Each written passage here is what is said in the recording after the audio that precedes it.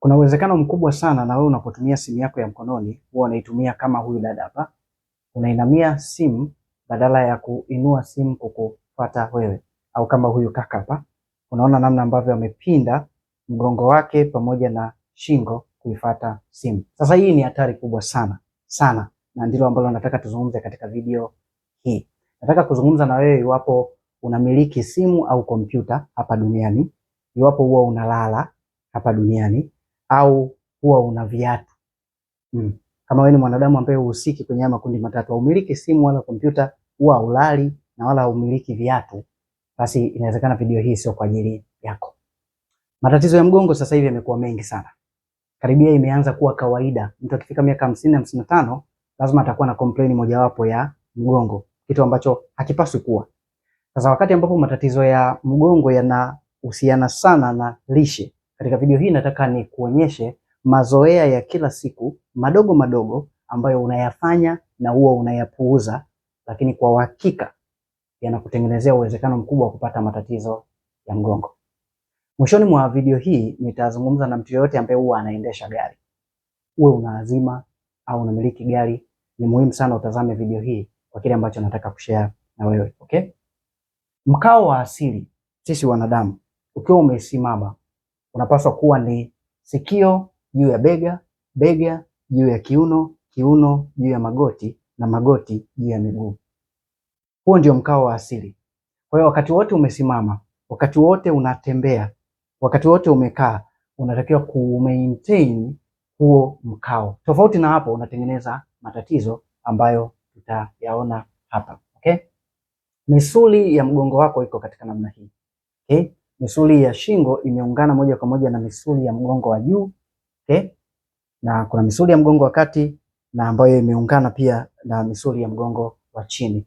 Unapojipinda kama ambavyo huyu dada amejipinda kuelekea simu, au kama ambavyo jamaa hapa amejipinda kuelekea simu yake, kama ambavyo wengi huwa tunajipinda kuelekea simu zetu, unasababisha mkazo usio wa asili, tension, kwenye misuli yako ya shingo, na hiyo misuli ya shingo inavuta misuli ya mgongo wa juu, misuli ya mgongo wa juu itavuta misuli ya mgongo wa kati, na mwisho misuli ya mgongo wa chini. Kifupi, unasababisha mkazo usio wa asili kwenye misuli ya mgongo mzima, kuanzia shingo, mgongo wa juu, mgongo wa kati na mgongo wa chini, na matokeo yake unasababisha mpangilio usio wa asili wa mifupa ambayo inategemezwa na hiyo misuli. Okay? Hivyo ndivyo ambavyo unatengeneza tatizo la mgongo, kwa kushindwa kukaa katika mkao wa asili. Tuanze na matatizo ya simu na kompyuta.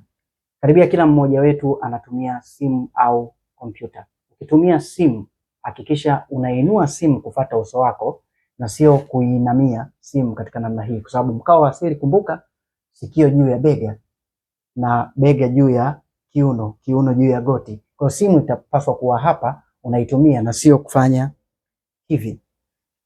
Zingatia, ili sio jambo ambalo unafanya mara moja inakupa shida. No, tunazungumzia mazoea, na kwa sababu ni vitu tunavifanya kila siku kwa miaka. Utakapokuja kuambiwa pingili zako zina shida, diski zako zimebulge, utakapokuja kuambiwa hivyo, hautokuwa unakumbuka kwamba aha, nilikuwa ninakaa vibaya wakati natumia simu au wakati natumia kompyuta. Okay? Huyu hapa anatumia kompyuta hapa. Wengi, nakupa challenge, ukienda kesho ofisini, angalia mtu aliyekaa kwenye kompyuta amekaaje. Wengi wanakaa hivi. Lakini mkao sahihi ulipaswa kuwa ni ukiwa umenyooka vizuri katika mkao wa asili, sikio juu ya bega, bega juu ya kiuno, na wakati kompyuta aidha meza iwe ndefu sana au kuwe na stand ambayo itainua kompyuta yako kwenye kiwango ambacho unaweza kuwa unaitazama kompyuta pasipo kuinamia kompyuta kama huyu bwana alivyokaa. Okay? Lakini mkao wa asili unatakiwa kudumishwa hata kama umesimama, mkao wa asili unatakiwa kudumishwa hata kama unatembea. Unaona jamaa anavyoondoka? Okay? Hii sio asili. Unaona jamaa alivyosimama? Wengi tunasimama namna hiyo na hatuoni kama kuna shida ya kufanya hivyo. Okay? Chunguzi zinaonyesha kwamba kila unapoondoka kwenye mkao wa asili na kuinamisha kichwa katika namna yoyote, unaongeza uzito ambao unauweka kwenye uti wako wa mgongo. Kwa kawaida ukikaa katika mkao huu wa asili, kichwa chako hakitazidi kilo 5. Lakini kama unaanza kuondoka, huyu amejipinda tu kwa nyuzi 15, tayari hapa inasoma kwamba mkazo anaouweka kwenye mifupa yake ya shingo na uti wake wa mgongo kwa ujumla ni kilo 12, zaidi ya mara 2 ya uzito wa kawaida. Kwa sababu mzigo huu wa kichwa ulipaswa kubebwa na hapa. Lakini unapofanya hivi unaweka mzigo zaidi pale. Kadiri unavyozidi kuongeza mpindo ndivyo ambavyo unaongeza mkazo ambao unauweka kwenye uti wa mgongo. Hivyo ndo namna ambavyo unatengeneza tatizo la text neck. Shingo ya simu au shingo ya jumbe. Inaitwa shingo ya jumbe kwa sababu mara nyingi huwa tunatumia simu muda mrefu katika namna hiyo isiyofaa kuandika jumbe. Okay? Unaweka mkazo usio asili katika misuli ya shingo pamoja na mifupa yote. Na zaidi ya kuishia kwenye matatizo ya shingo na mgongo, unapokaa katika mkao usio asili utajipata una matatizo sana ya kichwa. Kwa nini? Mkao usio asili unasumbua mishipa ya damu ambayo imepita kwenye shingo. Shingo ndio mahali pekee mabomba ya damu yanayoelekea kwenye kichwa yamepita. Ukisumbua mishipa ya damu mikubwa inayopita hapa, kiwango cha oxygen kinachofika kwenye ubongo kitapungua. Na ubongo pekee yake unatumia takriban 20% ya kiwango chote cha oxygen kinachoingia ndani ya mwili. Utajipata kichwa kinauma, hujui sababu. Kumbe unakaa vibaya tu. Okay? Lakini vile vile utajipata unachoka sana. Kwa nini? Unapokaa katika mkao usio asili unapunguza kiwango cha oxygen ambacho mapafu yako yanabeba. Ili tuvute hewa sawasawa na mapafu yajae, tunapaswa kuwa katika mkao wa asili. Namna hii. Unapojipinda hivi, unapunguza volume, ujazo wa mapafu, na kwa hiyo utapunguza kiwango cha oxygen ambacho utakivuta. Utajipata umechoka, uelewelewi, una energy. Kwa nini? Kwa sababu umepunguza kiwango cha oxygen unachokibeba kwenye mapafu. Na oxygen ndio moto unaowasha chakula mwilini ili upate energy. Namna hiyo. Tutumie simu na kompyuta katika namna inayofaa. Eneo la pili la kulichunga sana ni viatu tunavyovaa pamoja na mizigo. Ukivaa kiatu kirefu, kwa kawaida ukiwa umesimama kwa asili ungekuwa umenyooka hivi katika namna hii. Unapovaa kiatu kirefu utajipinda kuelekea mbele. Kwa kawaida ungepaswa uanguke kuelekea mbele. Kwa nini uanguki? Kwa sababu unajaribu kucompensate, unafidia. Sasa unafidia usianguke kwa gharama ya kupindisha mpangilio mzima wa uti wa mgongo. Viatu virefu. Hii sio kusema usivae kiatu kirefu mara moja mara mbili kwenye tukio fulani. Tunazungumzia mazoea, ni unavaa mara ngapi? Unavaa mara ngapi? Okay? Hii ni x-ray ambayo inauonyesha mguu uliovaa kiatu kirefu. Mifupa ya sehemu ya chini ya mguu imepangiliwa, imekaa vibaya kabisa hapa. Okay? Imekaa vibaya kabisa. Na jinsi unapaswa kuelewa kwamba mifupa jinsi inavyofanya kazi. Ukipangilia vibaya mifupa ya sehemu ya chini kabisa ya mguu, unakuwa umepangilia vibaya mifupa yote kuja huku juu kwenye uti wa mgongo mpaka shingoni. Okay? Viatu ambavyo tunavaa viwe katika namna ya asili, kama nyayo zinavyokanyaga chini, na viatu vile vinakanyaga chini katika namna iliyonyooka. Sasa hapa kwenye mizigo hapa kuna mengi ya kuzungumza. Unaweza kubeba mzigo mwepesi tu kama begi. Wanaume wengi tu ni wahanga wa hili tatizo. Unabeba mzigo mwepesi tu kama begi, lakini unabeba kwenye bega moja. Hii ni hatari sana. Ukitembea kwa dakika 20 au nusu saa na mzigo tu mwepesi, labda laptop, kwenye bega moja, hujui kiwango cha madhara unachokisababisha kwenye mpangilio wa misuli na mifupa. Daima mzigo unapozidi kulia unatafuta kucompensate.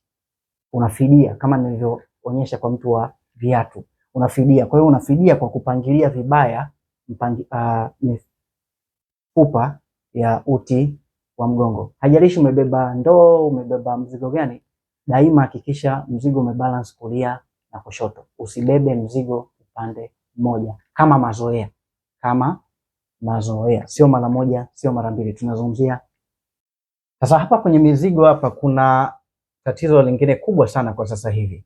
Mtoto mdogo wa miaka 8, 9 anabeba madaftari mazito sana ambayo yanamfanya asitembee katika mwendo wa asili katika akiwa amenyoka hivi, badala yake anatafuta kucompensate. Mzigo mzito ukizidi nyuma, daima una compensate.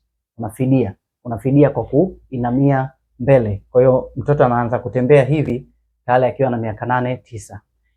Ikiwa hivi ni karibia guarantee kwamba huyo mtoto atakapofika miaka 21 na kuendelea, akiwa chuo kikuu pengine, ataanza kupata matatizo ya mgongo.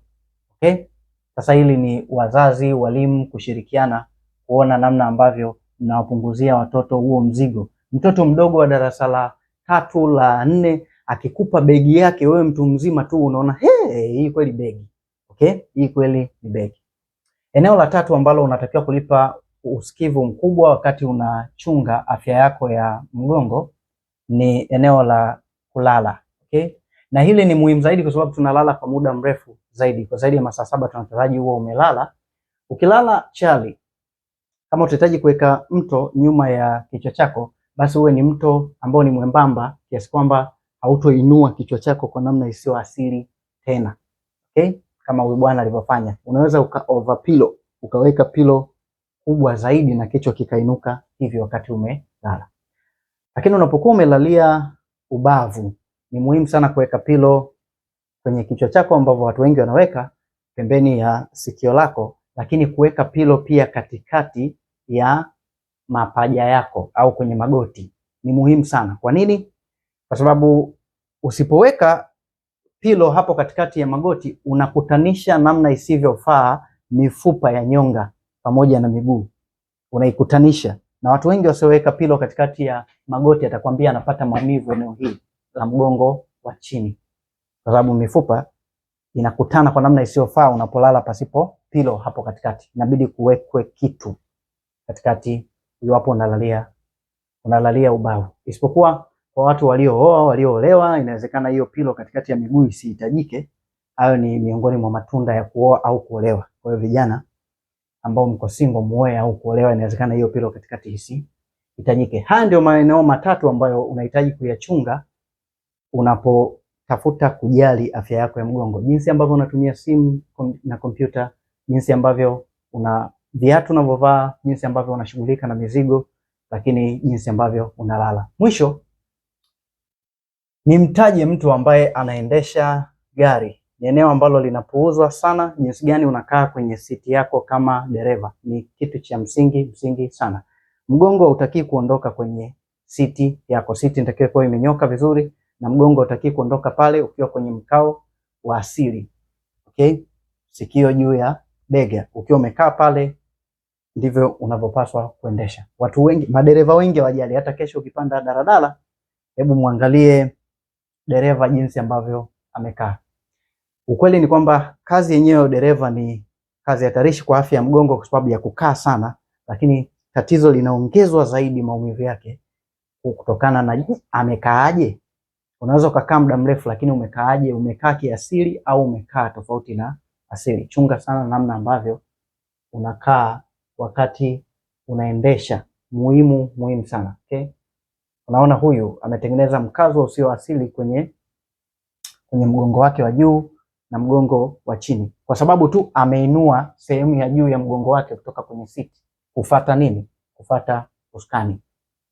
Kaa katika namna ambayo imekaa sawa sawa ili utunze mgongo wako sawa. Napomaliza niseme jambo moja. Nikiwa chuoni niliwahi kupata maumivu makali sana ya mgongo. Hapa katikati ya mgongo palikuwa ni kama vile kuna mwiba kabisa, mwiba literally, yani au mtu ameweka pini, inauma vibaya mno. Na nilikuwa napata nafuu yani nikilala kifudifudi alafu mtu anikanyage mgongoni, ndio nilikuwa najisikia vizuri. Okay? Lakini baadaye nilipokuja kufahamu, sikuwa nafahamu wakati huo, nilikuja kufahamu baadaye kwamba nilikuwa nasoma muda mrefu, mtu wa misuli mrefu, napenda kusoma. Alafu nainamia vibaya kompyuta. Najipinda kabisa hivi kompyuta kama ambavyo watu wengi wanafanya. Okay, nilikuwa nafanya kama huyu bwana huyu ambavyo amekaa kwenye kompyuta yake, na mimi nilikuwa nahusika kwenye kundi la namna hii. Mara nyingi nilikuwa nasoma katika namna hii. Lakini baadaye nilipofahamu, nilipoanza kukaa katika mkao wa asili ambao nimekuelewesha, haikuchukua zaidi ya miezi miwili, ile tatizo lilitokomea kusikojulikana. Sikumeza dawa, sikufanya matibabu ya aina yoyote. Okay? Sasa utakapoanza kujifunza kukaa katika mkao wa asili, jambo la kutarajia kwenye wiki ya kwanza hadi pengine wiki ya pili, utaanza kuhisi kama kero au maumivu kwenye uti wa mgongo. Kwa nini? Kwa sababu umezoea kukaa hivi. Yaani utajisikia ukinyooka vizuri, sikio juu ya mabega, mabega juu ya kiuno, unaona kama unaumia, inakukera hivi. Okay? Ila ukijipinda vyako ulivyokuwa nakaa vile vibaya, ndio unajisikia vizuri sasa. Unapata auheni. Hebu endelea kujizoeza katika njia sahihi. Umesimama, simama vizuri, nyooka. Okay? Umekaa, kaa vizuri. Taratibu, wiki ya kwanza, wiki ya pili utakuta umezoea kukaa katika mkao wa asili. Ni muhimu sana kwa ajili ya afya yako ya mgongo. Kama wewe ni mgeni katika channel hii, hakikisha una subscribe ili usipitwe na somo lingine kama hili, na kama wewe ni mwenyeji, bonyeza like na ushare na mwanadamu yoyote mwingine mwenye mgongo. Ambaye hana mgongo usimtumie. Mtumie mwanadamu mwingine yoyote mwenye mgongo atazame video hii, itamsaidia. Vinginevyo, see you on the next video.